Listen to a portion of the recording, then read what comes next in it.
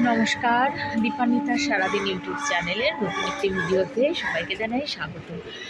আজকে সোমবার, কালকে অনেক রাত করে ফিরেও টায়ার্ড হয়ে কিছু করার নেই। আজকে সোমবার যেহেতু অফিসে যাচ্ছি, আমাদের যেখান থেকে শুরু হয়েছিল টিকিট কাটা সেই প্ল্যাটফর্মে দিয়েছে।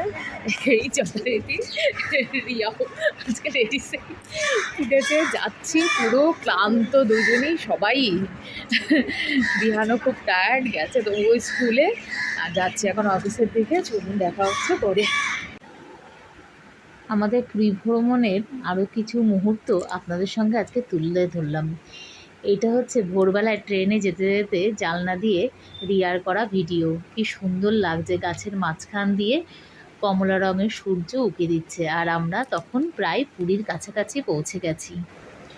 পুরী পৌঁছিয়ে আমরা সমুদ্রের কাছাকাছি একটা ঘর নিয়েছিলাম, হোটেল বিদেশ ঘর। তারপরে পুজো সেরে আমরা ওখানে কিছু ফটো সেশন করি। দেখুন, বিহান পাঞ্জাবি পরে ছবি তোলা শুরু করে দিয়েছে।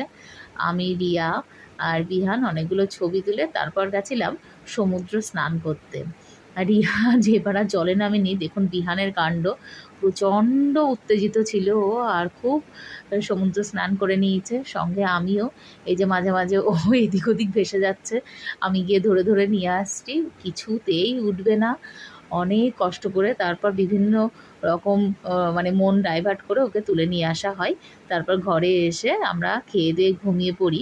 তারপর বেরিয়েছিলাম বিকেলবেলায়। দেখুন, এই সেই পুরীর বিখ্যাত ছানাপোড়া আর রাবড়ি, আর সঙ্গে তো নানান রকম মিষ্টি আছে, মানে অপূর্ব খেতে। তারপর খেয়েছিলাম আমরা এই যে দই বড়া, চাট, আর বিকেলবেলায় ছিল এই যে বালিশ, সেই সৌন্দর্য যেটা দিয়ে শিল্পীরা ওখানে তাদের নিপুণ হাতে তুলে ধরে বিভিন্ন শিল্পচিত্র।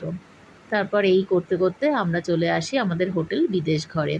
রাত্রেবেলায় শুয়ে ঘুমিয়ে পড়ি এবং খুব ভোরে সমুদ্রকে বিদায় জানিয়ে আমরা বেরিয়ে পড়ি ভুবনেশ্বরের উদ্দেশ্যে।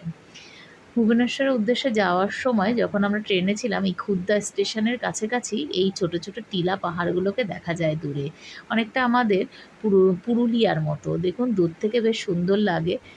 এদিকে ধান ক্ষেত, পাশে পাহাড়, খুব সুন্দর লাগছিল রাস্তা দিয়ে, মানে ট্রেনে করে যখন যাচ্ছিলাম। তারপর আস্তে আস্তে আমরা ভুবনেশ্বর থেকে ব্যাঙ্গালোর হাওড়া সুপারফাস্ট এক্সপ্রেস ধরে যখন আসছি, তখন এই যে মহানদী পার হচ্ছি। দেখুন, ট্রেন চলে যাচ্ছে, নিচে চকচক করছে জলটা, একদম অপূর্ব একটা দৃশ্য।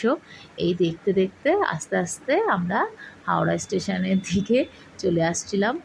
মন ভালো করা একটা ট্যুর, ঝটিকা সফর যদিও, কিন্তু